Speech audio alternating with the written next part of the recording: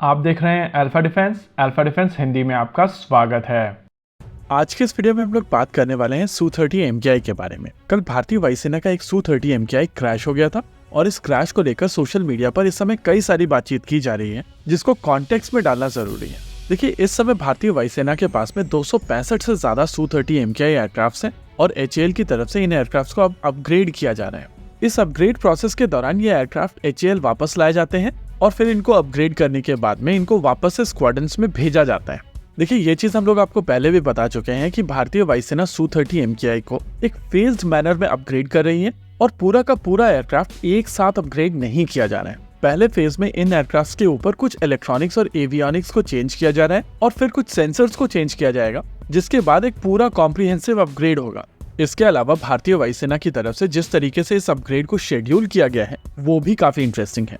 आमतौर पर हर एक एयरक्राफ्ट के ऊपर एक स्पेसिफिक टाइम के बाद में एक ओवरहॉलिंग एक्सरसाइज की जाती है और अगर आप इसको ओवर सिंप्लीफाई करें तो जिस तरीके से आप अपनी कार की सर्विसिंग रेगुलरली कराते हैं, कुछ उसी तरीके से यहाँ पर इन एयरक्राफ्ट की भी सर्विसिंग की जाती है, जो इन एयरक्राफ्ट की फ्लीट के मैनेजमेंट के लिए बहुत इंपॉर्टेंट एस्पेक्ट है। भारतीय वायुसेना इस समय इन एयरक्राफ्ट की ओवरहॉलिंग के साथ साथ इनके ऊपर ये अपग्रेड्स भी कर रही है और यहाँ पर हम लोग जिस एयरक्राफ्ट के क्रैश की बात कर रहे हैं उस एयरक्राफ्ट के ऊपर कुछ ही समय पहले ओवरहॉलिंग की गई थी, जिसके बाद आमतौर पर कुछ टेस्टिंग सॉर्टीज की जाती हैं और वहां पर परफॉर्मेंस को पूरी तरीके से मॉनिटर करने के बाद में इनको स्क्वाड्रन्स में वापस भेजा जाता है।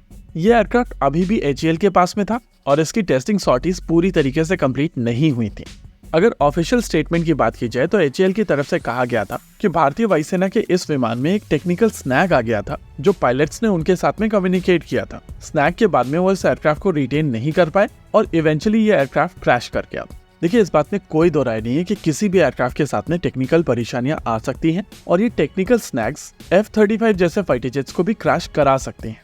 लेकिन क्वेश्चंस कहाँ निकल कर आते हैं वो भी समझना जरूरी है। ये एयरक्राफ्ट इस समय ओवरहॉलिंग में था और ओवरहॉलिंग कंप्लीट करने के बाद भी ये टेस्ट सॉर्टीज हो रही थी। ऐसे में ओवरहॉलिंग के तुरंत बाद इस तरीके का टेक्निकल स्नैग डेवलप होना एक बड़ी परेशानी नजर आती है और ऐसा भी नहीं है ये चीज पहली बार हुई है। इससे पहले भी HAL के पास में जो Su-30 MKI टेस्टिंग के लिए गए थे उनमें से एक एयरक्राफ्ट क्रैश हुआ था।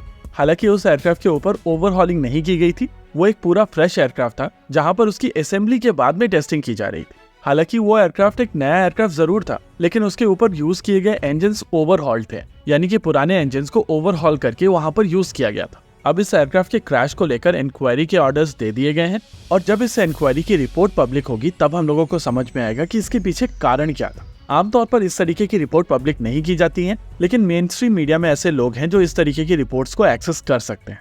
यहाँ पर सबसे इम्पोर्टेंट चीज ये है कि ये जो टेक्निकल स्नैग इस एयरक्राफ्ट के साथ में डेवलप हुआ था वो कोई पुराना या एग्जिस्टिंग इशू ना हो, क्योंकि अगर ये पुराना या एग्जिस्टिंग इशू है तो पिछले क्रैश के बाद में जो रिपोर्ट आई थी उसके ऊपर काम नहीं किया गया है।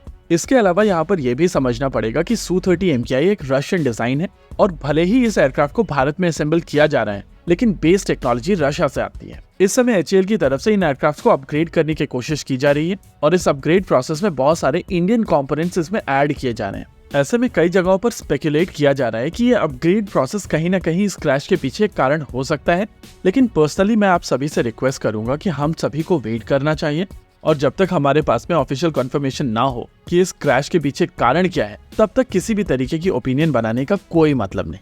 रही बात भारतीय वायुसेना की पूरी Su-30 MKI फ्लीट की, तो ये एयरक्राफ्ट काफी पहले से ऑपरेट किए जा रहे हैं और इस तरीके का टेक्निकल स्नैग इस अपग्रेड प्रोग्राम से पहले नहीं आया था, यानी कि ये प्रॉब्लम लोकलाइज्ड है और इसी वजह से इसे आसानी से सॉल्व कर लिया जाएगा। इसी के साथ आज के इस वीडियो में रखते हैं केवल इतना ही। वीडियो को अंत तक देखने के लिए धन्यवाद। देखते रहिए अल्फा डिफेंस। जय हिंद।